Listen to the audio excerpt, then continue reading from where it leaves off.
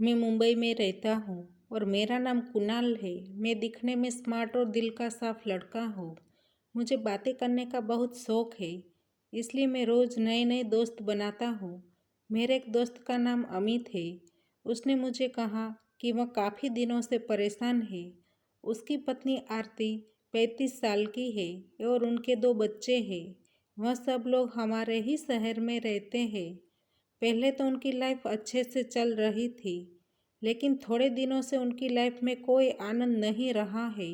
उनकी लाइफ बिल्कुल बोरिंग हो चुकी है। उनकी पत्नी उनके साथ प्यार से बात भी नहीं करती है, क्योंकि उन दोनों के बीच तनाव बढ़ता ही जा रहा है। इसका रीज़न यह था कि उनकी पत्नी काफ़ी ज़्यादा मूवीज़ देखती है। मूवी में जैसे हीरो हीरोइन आनंद करते हैं, इस तरह आरती भी आनंद करना चाहती है। वह सब कुछ अमित पूरा नहीं कर पा रहा है और आरती सब कुछ दूसरे लोग से उम्मीद करती है। उसने कहा कि यह बात किसी को भी पता चल गई तो मेरी बड़ी बेइज्जती होगी, इसलिए तुम मेरी मदद कर। तुम मेरी बीवी के साथ उसके प्रॉब्लम का सॉल्यूशन कर और तुम उनको दिन में तारे दिखा दो, क्योंकि वह दूसरी बार ऐसा करना सोच भी न सके। इतना कहते कहते अमित की आंखों से आंसू बहने लगे। मैंने अमित के पास से उनकी बीवी का फ़ोटो मांगा। उसने मुझे फ़ोन में फ़ोटो दिखाया। वह काफ़ी सुंदर दिख रही थी। फिर मैंने और अमित ने मिलकर एक प्लान बनाया। उसने कहा, शहर में एक होटल में 2 रूम बुक कर लो, वहाँ हम दोनों मिलेंगे। दूसरे दिन मैं होटल में मिलने के लिए गया तो भाभी ने एक अच्छा सा सलवार सूट पहना था और भैया ने जीन्स और शर्ट पहना था। हम तीनों ने मिलकर काफ़ी सारी बातें की। भाई अपने साथ ड्रिंक्स लेकर आए थे। हमने थोड़ा नाश्ता किया। भाभी ने 2 पैग ले लिया, मैंने 4 पैग ले लिया। फिर मैंने भाभी को बोला, आप मुझे बहुत पसंद हो। मैं आपकी मर्जी के बिना कुछ भी करना नहीं चाहता। आरती ने अमित के सामने देखा। अमित बोला, आप दोनों बातें कीजिए, मैं दूसरे कमरे में जाकर आराम करता हूँ। जाते वक्त कहते गया कि किसी को भी हमारे काम का पता नहीं चलना चाहिए। भाभी ने कहा, मेरे पति की समाज में बहुत इज्जत है, उसका ध्यान आपको रखना पड़ेगा।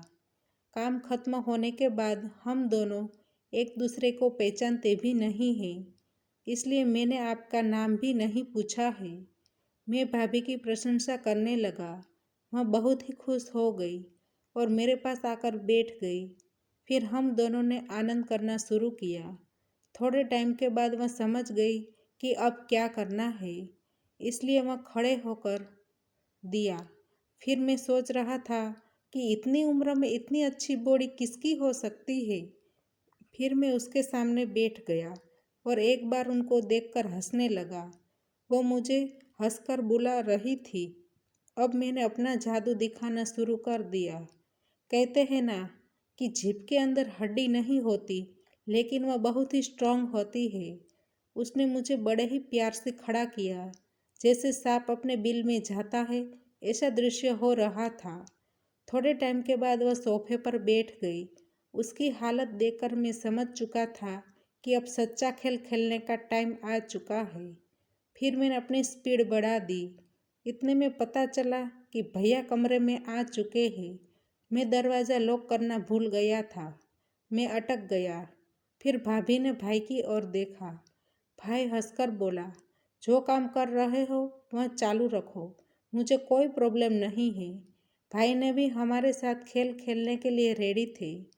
भाई को भी खेलते देख मैं बहुत ही खुश हो गई और पूरे कमरे में हमारी आवाज़ आ रही थी। अब खेल पूरा होने वाला था। मैंने भाभी को बोला, आपको मेरी कंपनी कैसी लगी? उसने कहा, मैं आज का दिन कभी नहीं भूल पाऊंगी। मुझे बहुत ही अच्छा लगा। थोड़ी देर के बाद मैं अपने घर जाने लगा। दुनिया के अंदर ऐसे भी लोग होते हैं। दोस्तों, हमारी कहानी यहीं पर समाप्त होती है।